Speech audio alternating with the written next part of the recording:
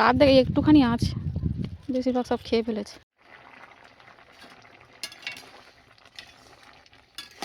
নমস্কার বন্ধুগণ, কেমন আছো সবাই? আশা করছি সবাই খুব ভালো আছো। আমিও বেশ ভালোই আছি। বন্ধুরা না, খুব ইচ্ছা করছিল মুগ কড়াই সেদ্ধ দিয়ে মুড়ি খেতে। আমি করে প্রায় দেখতাম আমার বড় মা আর কাকি প্রায় দিন এই মুগ কড়াই সেদ্ধ করে খেত মুড়ি দিয়ে। আমাদেরকেও দিত মাঝে মাঝে, বেশ ভালো লাগতো। এবছর আমাদের কিছু মুগ কড়াই কিনেছে, তাই কদিন ধরে ভাবছি সেই আগের মতো করে সেদ্ধ করে মুড়ি দিয়ে খাবো। তাই আজ সকাল সকাল বসিয়ে দিয়েছি মুগ কড়াই সেদ্ধ, সাথে দুটো আলুও দিয়েছি। তারপর সেদ্ধ হয়ে আসতে ঢেলে নিয়ে তারপরে আবার ফোড়ন দিলাম। এই যে আমার হয়ে গিয়েছে মুগ কড়াই সেদ্ধ। চাল আগে ধুয়ে নিয়ে এসেছিলাম, চলো এবার ভাতটা বসিয়ে দিই। একটু পরে মুড়ি খাবো, চলো ততক্ষণে আমি আনাজগুলো কেটে নিই। আর তোমরা তো জানো প্রায় সারা বছরই আমাদের সবজি চাষ হয়, তাই সেভাবে আর সবজি কিনতে লাগে না। এই যে চিচিঙেগুলো দেখছো, এইগুলো কিন্তু আমাদের গাছেরই। তবে চিচিঙে কিন্তু বিক্রি করা হয়নি, কারণ চিচিঙে গাছ অল্প, ওই 2-4টে যা হয় সব ঘরেই খাওয়া হয়। আজকে চিচিঙেগুলো কেটে নিচ্ছি, ভাবছি একটু পোস্ত করবো, চিচিঙে পোস্ত। আর ভাত বসিয়েছি, শিমপালার জাল দিয়ে রান্না হচ্ছে, তাই আনাজ কাটতে কাটতে একবার করে শিমপালার জাল ঠেলে দিচ্ছে। এই শিমপালাগুলো কিন্তু জলে হু করে রান্না করতে বেশ ভালো লাগে এই শিমপালা দিয়ে। আর আমাদের তো অনেক জ্বালানি আছে, তাই দুবেলাই উনুনে রান্না করি। গ্যাসে খুব কম রান্না করি, তাও সন্ধ্যাবেলা যখন দেখি অল্প রুটি করতে হবে বা অল্প তরকারি করলে হয়ে যাবে, তখন গ্যাসে করি। আর বেশি বেশি হলে উনুনেই করি। আর গ্যাসে চা ফা ওইগুলো হয়। আর আমাদের প্রতিদিন 5 জনের 3 রকমের চা করা হয়। আমি আর রোহিত খাই দুধ চা, রোহিতের বাবা আর রোহিতের ঠাম্মা খাই র চা, আর রোহিতের দাদু খাই গ্রিন টি।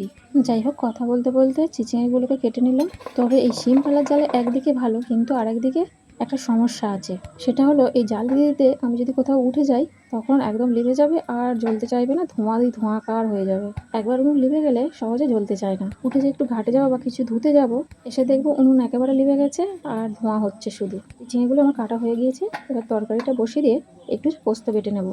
পোস্তর সঙ্গে একটু চারমগজও দিয়ে দিয়েছি, কারণ পোস্তটা একটু কম ছিল, তাই ওর সঙ্গে খানিকটা চারমগজ দিয়ে দিয়েছি। এই যে আমার পোস্ত হয়ে গিয়েছে চিচিঙে দিয়ে। আর আজকে একটু ডাল করব। আমাদের বাড়িতে আবার ডাল ছাড়া চলে না কারোর, ঝোল করতে হবে না হলে ডাল। তবে ডালটা আমি আর রোহিত অতটা খাই না, এক আধ দিন ইচ্ছে হলে খাই। আর টক ডালটা বেশি খাই, মানে যখন টক ডাল করি তখন দুজনে খুব খাই। আর এই যে এই শাকগুলো তুলে এনেছে, বলো তো এই শাকগুলোর কি নাম? এই শাকগুলো দিয়ে কিন্তু বড়া খেতে বেশ ভালো লাগে গরম গরম। ডাল বেটে শাকগুলোকে কুচো কুচো করে কেটে ওর সাথে মাখিয়ে বড়া খেতে বেশ লাগে। তোমরা কে কে এই শাকটার নাম জানো কমেন্ট করে বলো।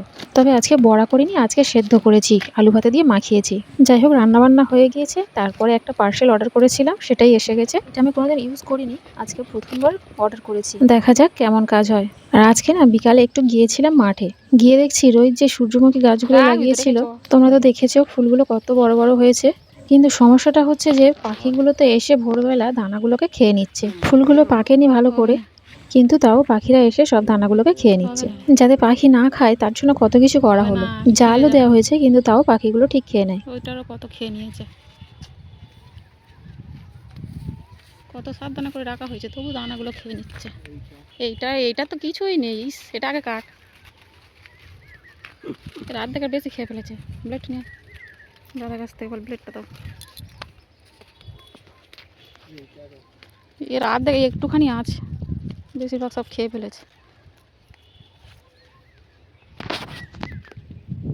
রোহিত যে পাখি পুষেছে সেই পাখির জন্য দানা কিনে এনেছিল। সেই সূর্যমুখী দানা ছাদে টবে কয়েকটা বসিয়েছিল, কিন্তু ছোট ছোট ফুল হয়েছিল, বেশি বড় হয়নি। সেই একই দানা মাঠে বসাতে দেখো কত বড় বড় ফুল হয়েছে, আর গাছগুলো হয়েছে সেরকম।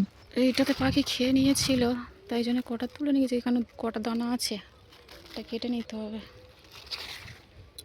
এটার কি অবস্থা, এটারও খেয়ে নিয়েছে কত।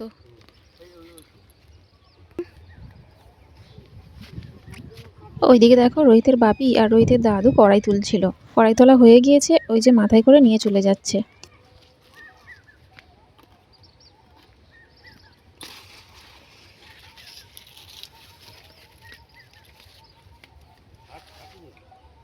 এইটা খেয়ে নিয়েছে, এটা কেটে নে।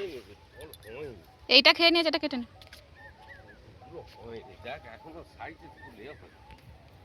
আধ গানারও বেশি খেয়ে নিয়েছে, দু সাইড খেয়ে নিয়েছে, মাঝখানটুকু আছে।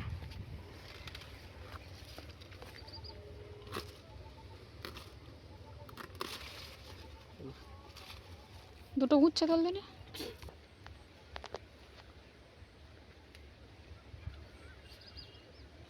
তোকে দেখাই যায়নি। দেখছিস এখানে একটা বড় ছিল।